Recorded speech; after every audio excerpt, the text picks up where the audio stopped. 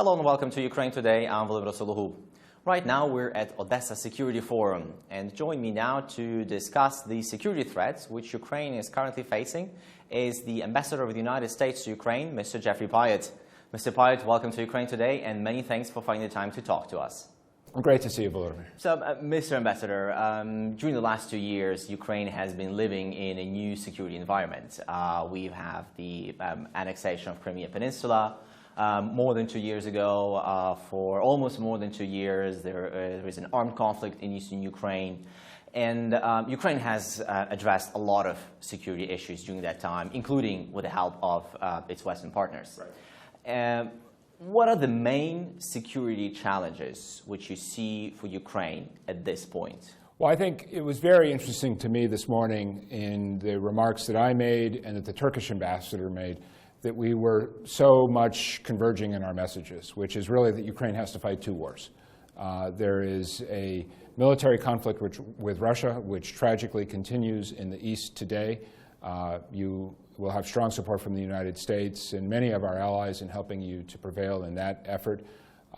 Both the Turkish ambassador and I talked about the importance of standing on the principle of non-recognition of the annexation of Crimea, another dimension of Russia's aggression against your country.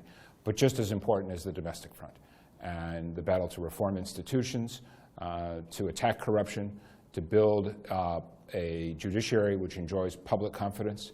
I was very encouraged to hear President Poroshenko yesterday when we were in Kharkiv together visiting the academy, and we met with some of the police who are being trained to go to Slavyansk, Kramatorsk, Severodonetsk, and he talked about how the most valuable asset that those new police will have is public trust. And that's exactly right. So I think it really is for Ukraine a matter of fighting a two-front war, but it's a battle in which Ukraine will enjoy strong support of the United States and many of our allies. If you allow, we would like to go back to the internal issues and the internal policy a bit later, but I still want to ask a question about the foreign aggression. Because again, during your remarks today, you said that how we, the international community, react to and answer Russia's use of force to change international borders will be critical to the future security and prosperity of this region. How big of a threat is this Russia's military aggression to the security of the entire region, of the entire Europe? Well, nobody predicted the invasion and attempted annexation of Crimea. And after that was done, I remember a lot of the experts saying that's going to keep President Putin busy for another 20 years. And in fact, he just moved on to another stage, the hybrid war in Donbas.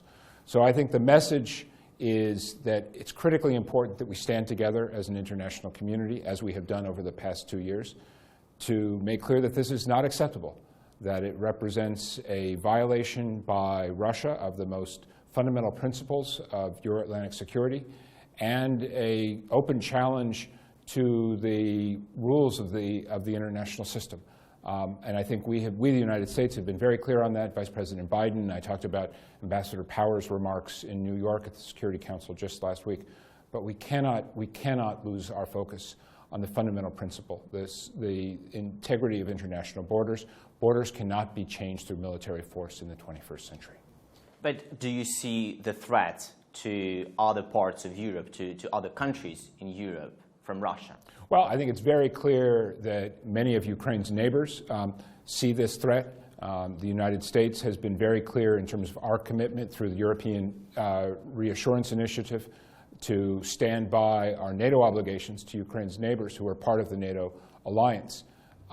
Again, all of us have a stake in what's happening here in Ukraine, and all of us have a stake in upholding the principles involved. Now, Mr. Ambassador, if you allow, can we talk a bit about Ukraine's internal politics? And we can talk a long time about internal I'm sure. And if we start with security, financial security, because just recently the Assistant Secretary of State, Madam Victoria Nuland, she said that IMF will not be providing further assistance to Ukraine until the political crisis is resolved. So how critical is this, the resolution of the political crisis for Ukraine's Western partners? So a couple points. First of all, the IMF, of course, speaks for itself. But it's very clear to the United States that the substantial commitment that we have made here $2 billion loan guarantees, another $1 billion in the pipeline. All of that is premised on the continued commitment of the government, the presidency, the Rada, to work towards reform, but also unity. It's impossible for us to continue to support, as we have, if it appears that the various political forces in the country are too focused on pulling each other down and aren't focused on delivering on the promise of the Maidan. So it basically comes down to the message that Vice President Biden delivered in that historic speech to the Ukrainian Rada. If Ukraine keeps reforming, the United States will continue to support. But the important thing is demonstrated commitment to the process of reform, economic reform, rule of law, deepening democracy, and unity among Ukraine's political forces. There was a lot of criticism in the past months that the reforms which Ukrainian government has declared, that the reforms which Ukrainian government have started, are not going as fast as everybody's expecting, as Ukrainian people is expecting, as Ukraine's Western partners is expecting. Are you of the same view that Ukrainian leaders could have done it much faster? I wouldn't be in this job if I wasn't an optimist and if I didn't believe quite profoundly in the principle that, first of all, reform is going to happen in Ukraine not because the United States asks for it or Europe asks for it, but because Ukrainian people are asking for it. This demand to reform, to change institutions, to move towards European values and European standards of governance comes from the grassroots. And that's why, as I said in my remarks today, I'm quite optimistic that it will be sustained.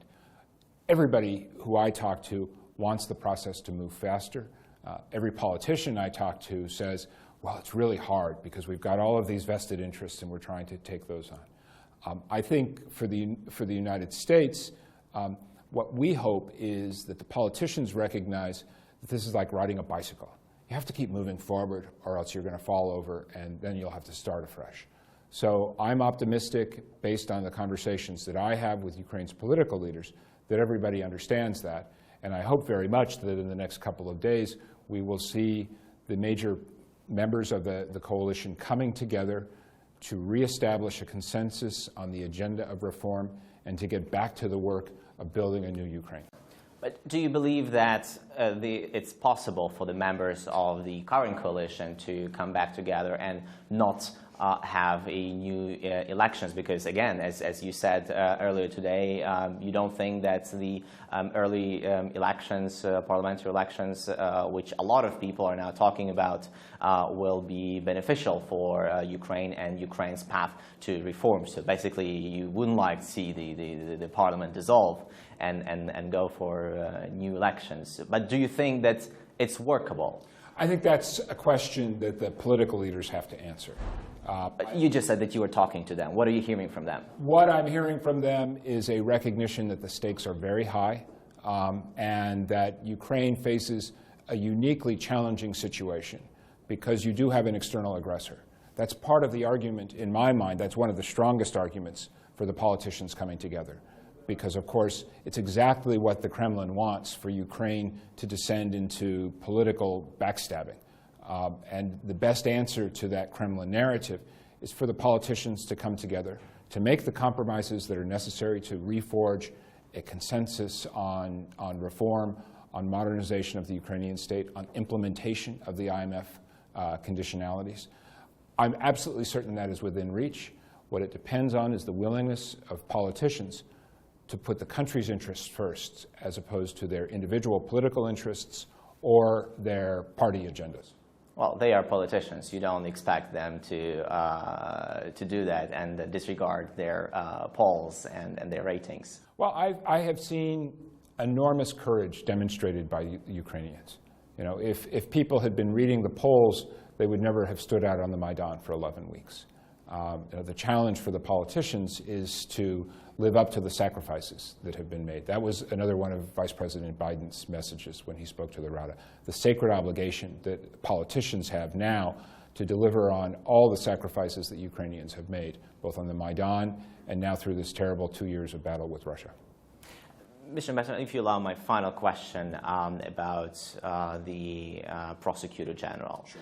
Whereas it's customary in international diplomacy to make overall general remarks with the position of and with the Attorney General, General Prosecutor personally, both yourself and Victoria Nuland, Assistant Secretary of State, they specifically said and mentioned that this person is halting reforms within the General Prosecutor's office personally.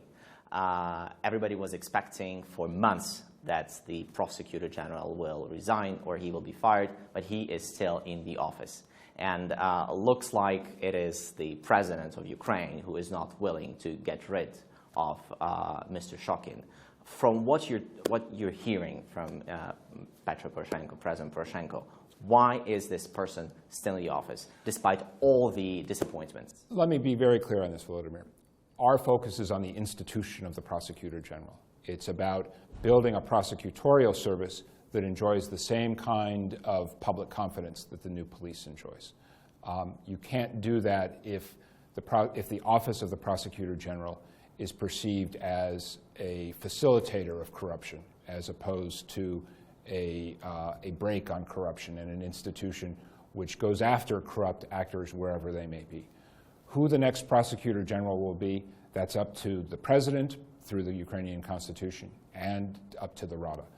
The United States, as we've made very clear, is eager to work with the Prosecutor General's office. We can bring our resources, our expertise, just as we've done with the patrol police in helping to provide technical expertise to build capacity in Ukrainian institutions.